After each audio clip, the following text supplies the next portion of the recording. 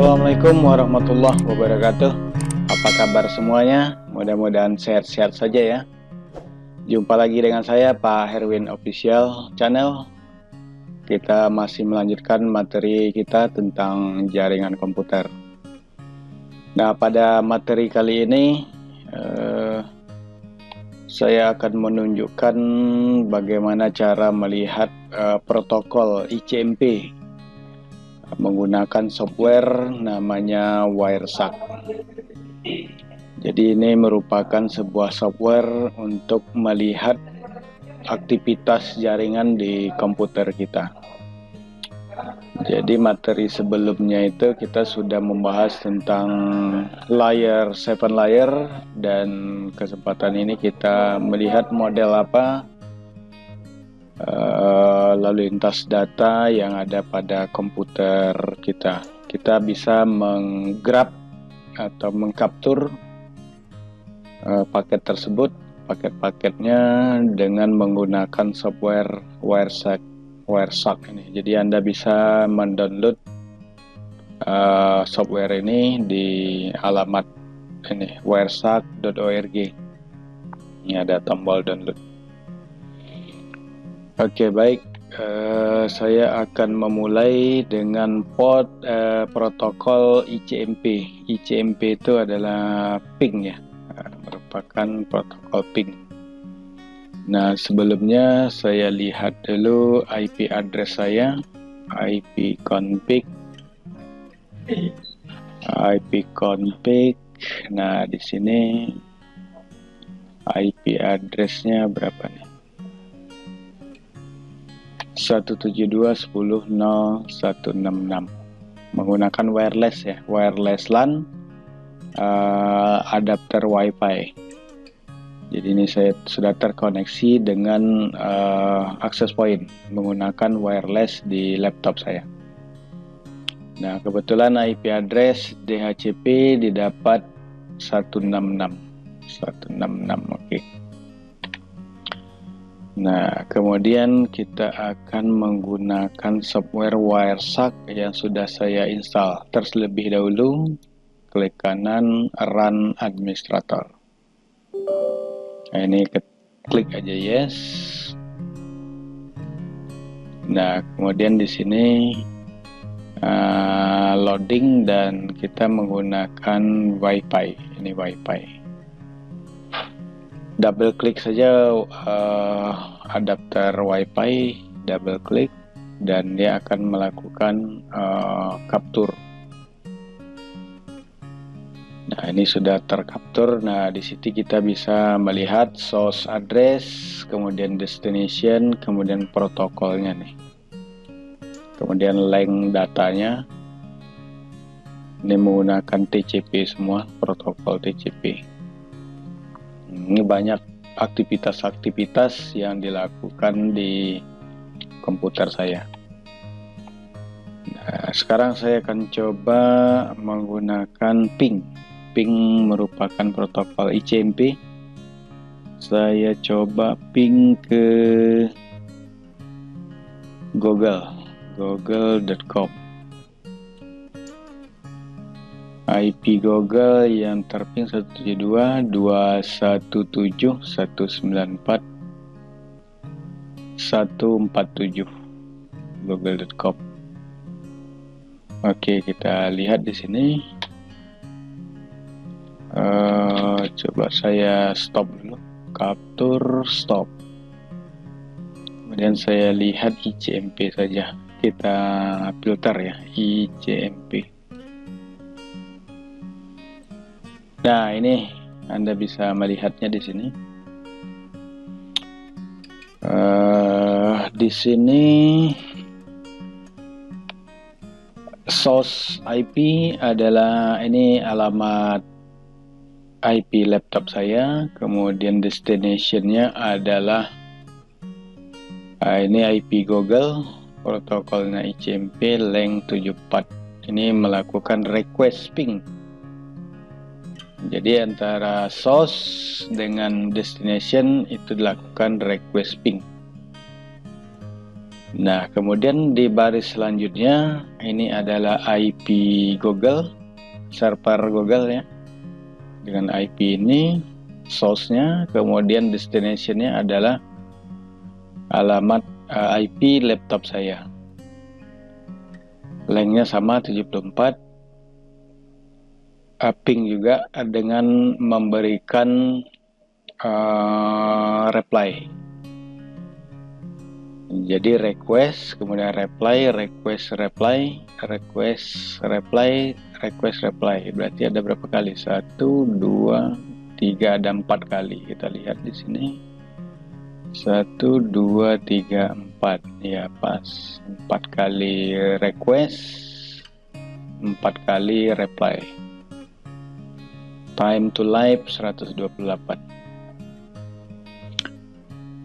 Nah, ini adalah protokol ICMP. Kemudian untuk detailnya bisa kita lihat di statistik. Statistik, kemudian di situ ada flow graph. Flow graph. Nah, kita cari dulu alamat IP saya 172 172.10.0166 ini dia. 172.10.1066. Wah, ini terlalu banyak ini ya. Wah. Oke, kita lihat. Nah,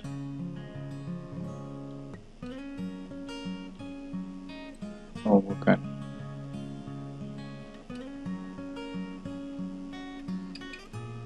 Waduh, agak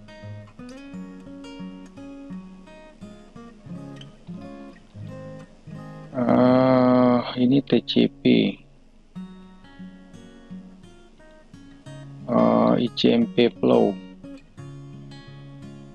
Nah, ini ICMP flow. Nah, di sini bisa dilihat request ke alamat ini adalah IP laptop saya, kemudian ini adalah alamat IP server Google. Di situ bisa dilihat request sequence numbernya sekian. Ini bisa kelihatan. Kemudian dia akan melakukan reply, request, reply, request lagi, dan reply. Sebanyak 4 kali request dan 4 kali reply. Nah, ini yang terjadi. Oke, itu bisa dilihat di sini. Nah, ini time-nya. Yang dilakukan adalah echo. Nah, kemudian kita lihat di sini. Di sini ada frame. Frame ini adalah alamat physical layer di 7 lapisan OSI. Jadi dia menggunakan enkapsulasi Ethernet. Kemudian di sini ada frame numbernya, kemudian panjang frame. Nah, di sini 74 byte tadi sesuai dengan yang kita lihat, dan menggunakan rule adalah ICMP. Nah, ini dia ICMP.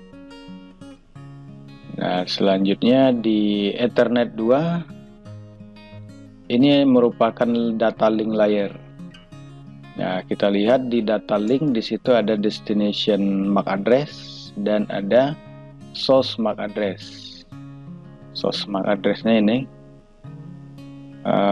ini untuk yang request ya. Yang request berarti source MAC addressnya kita lihat di sini ada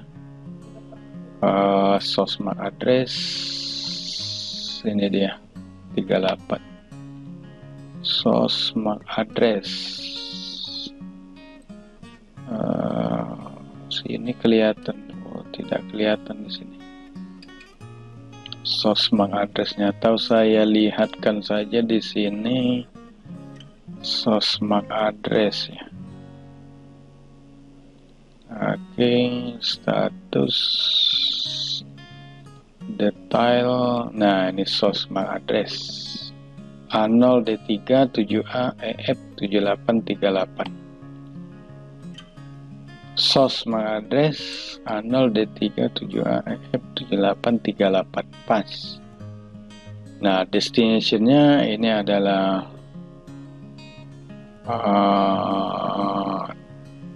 destination tujuan. Jadi ini menggunakan ini.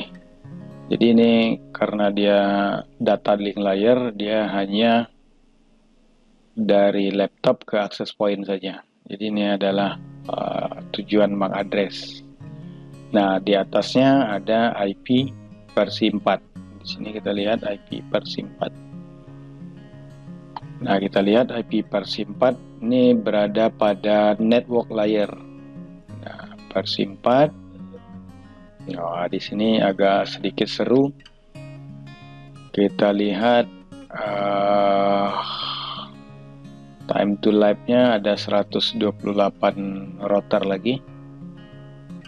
Protokol ICMP ada 1, kemudian di sini ada checksum. Nah, kebetulan kalau untuk ping itu checksum unverified. Unverified ini berarti checksum tidak dipakai. Checksum digunakan untuk memeriksa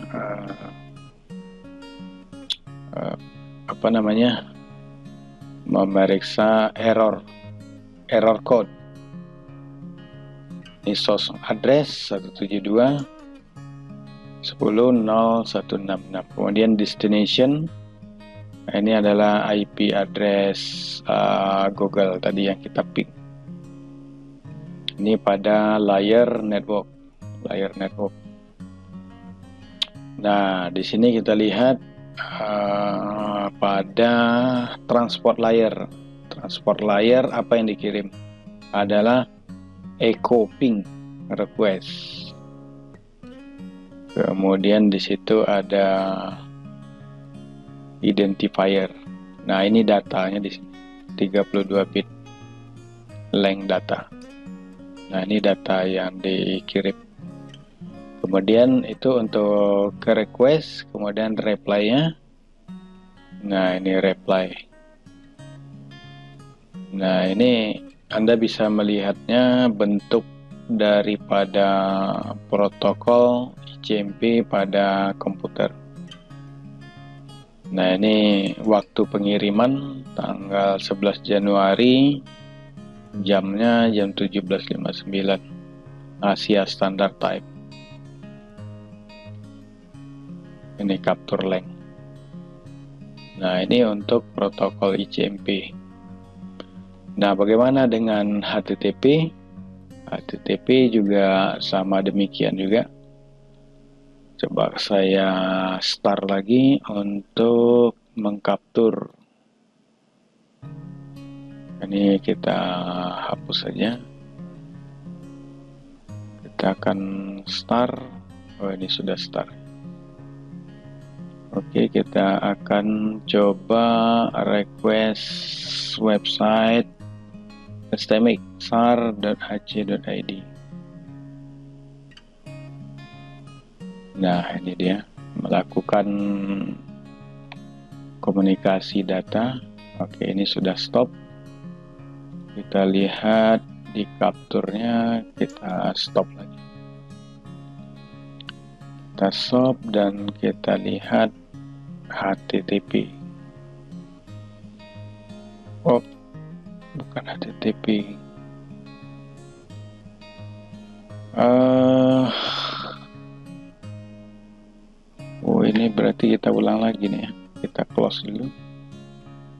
Saya ulang aja dari awal. Wireshark run administrator tadi belum jalan. Ini saya close dulu. Oke, kita kita ambil WiFi karena saya menggunakan koneksi wireless. Nah, sini sudah jalan. Baru kita coba membuka alamat kampus sar.ac.id. Oke, sampai loading selesai. Oke, sudah selesai.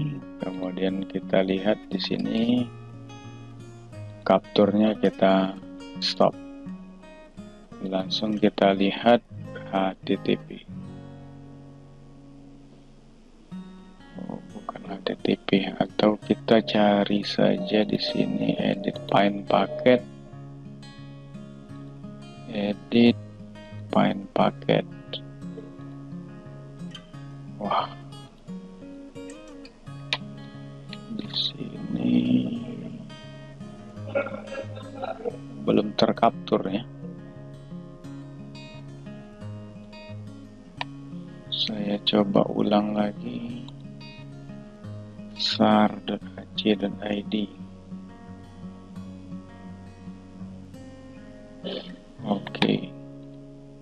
Seharusnya sudah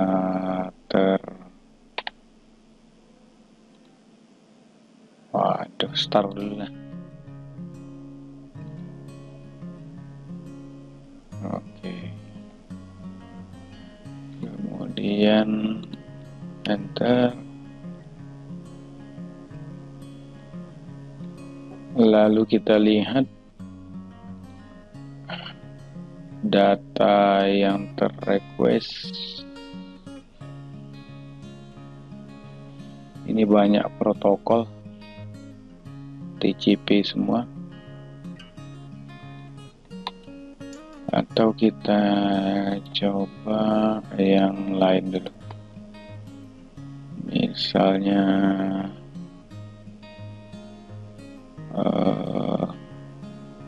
Dikti, BSU Dikti.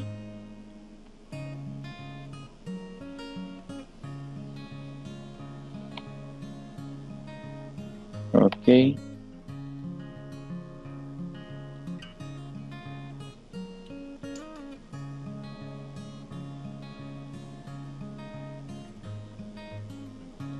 Kemudian kita stop. Edit find packet, stringnya adalah sar.ac.id. Nah, ya ini dia. Oke, dia menggunakan bukan HTTP, tapi TLS versi 1.2. Ini protokol daripada HTTPS. Jadi source address-nya adalah ini IP laptop saya dan destination-nya adalah IP server 36.67.250.227. Nah, ini adalah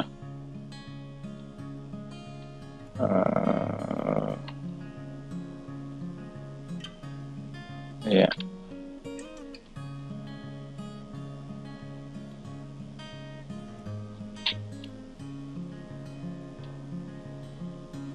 DNS ya, ini TLS, kita langsung aja lihat di sini TLS. Nah, ini dia. Jadi begitu melakukan request, maka di sini akan mengirimkan TCP segmen. Nah, kemudian di sini kita akan melihat datanya dari 172.16.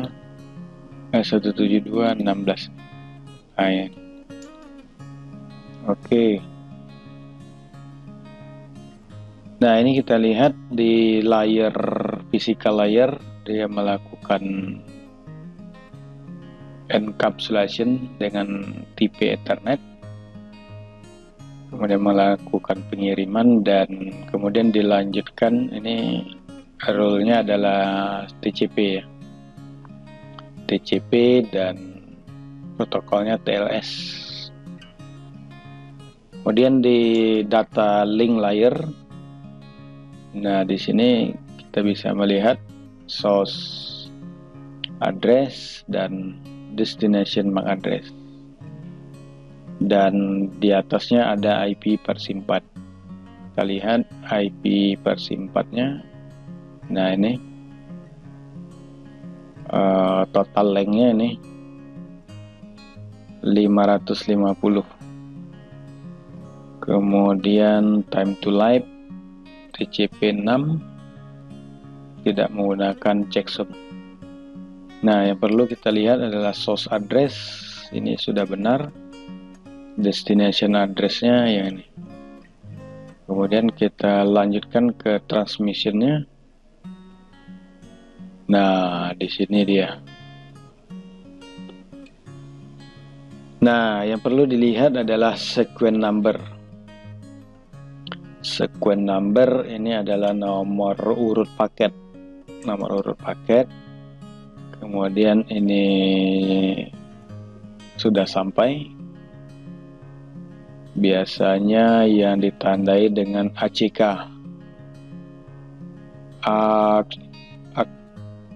Knowledge number. Ini menandakan bahwa paket data sudah sampai dan diterima. Nah, ini random dilakukan. Kemudian dia melakukan juga yang perlu adalah window size. Ini window size scaling. Nah, di dalam sequence number ini, di sequence number ini digunakan untuk paket yang sampai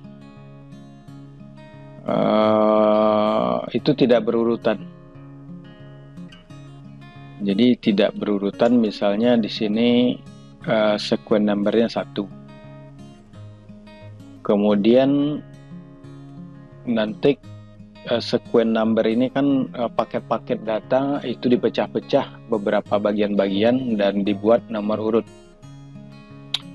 Nah, nomor urut tidak mesti harus berurut nyampainya ke tujuan, tapi dia akan datangnya itu tidak mesti berurut. Misalnya di sini number 1, kemudian nanti ada lagi sequence numbernya ada 2 misalnya. Nah, pada ini sequence numbernya 511. Nah, bisa saja sequence number 510 itu datang duluan, sampai duluan, tergantung daripada rute yang dilalui. Tergantung rute yang dilalui, apakah ada rute lambat, ada rutenya kadang cepat. Nah, itu fungsi daripada window size. Di sini window size-nya 508. 508. Jadi semakin besar window size-nya, ukuran paket data yang dikirim semakin besar. Jadi sebetulnya tergantung daripada network atau kecepatan daripada akses ke tujuan destination. Ya, kadang bisa saja jaringannya lambat, berarti window size akan menyesuaikan dengan kecepatan speed daripada jaringan itu ke tujuan. Kalau dia cepat, maka window size-nya akan berubah jadi tinggi, window size. Nah, ini 256. Kemudian di sini Windows size-nya 661. Jadi tergantung daripada kecepatan daripada Windows size-nya. Nah, jadi Anda bisa mencoba di rumah nanti, coba ke akses ke sini ya, sar.ac.id. Dari rumah Anda lihat window size-nya berapa. Ini windownya 661. Acknowledge number ini acak. Nah, di sini ada destination port, itu adalah source portnya 443. Ini berarti server mengirim ke klien. Ini kan IP saya, berarti server mengirimkan ke klien. Nah, ini source-nya 443 dan destination portnya acak. Ini kita kemarin sudah mempelajari port ini. Nah, sequence number ini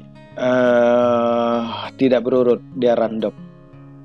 Kenapa random? Supaya hacker tidak bisa menebak nomor urut yang dikirim dan yang diterima. Ini kalau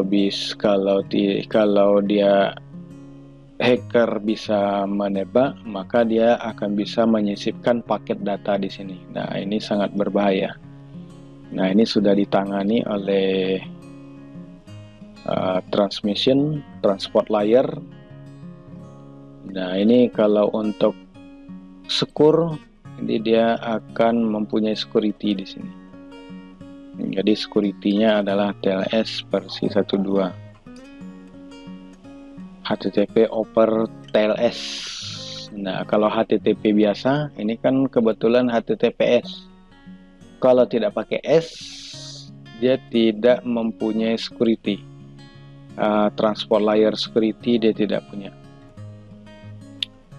Nah, itu kelebihan daripada HTTPS. Nah, di sini Anda bisa melihat panjang paket data yang dikirim. Destination port, yang ini TCP segment, kemudian di sini plug. Nah, ini dia. Jadi mulai dari start, acknowledgement, kemudian push, reset, synchronize, dan finish. Itu terlihat jelas di sini paket data. Untuk HTTPS ya, kita belum ke HTTP. Mungkin HTTP juga sama cara kerjanya. Nah, ini Anda bisa melihat di sini. Oke, itu saja. Nanti Anda bisa mencoba dari rumah Anda install nanti Wireshark, kemudian pilih adapter yang digunakan untuk jaringan, bisa pakai kabel local area network atau menggunakan WiFi. Nah, kemudian di start, capture paket data, dan di stop. Nah, dilihat di sini, terutama pada window size-nya berapa. Ini tergantung kepada kecepatan jaringan. Oke, mungkin itu saja.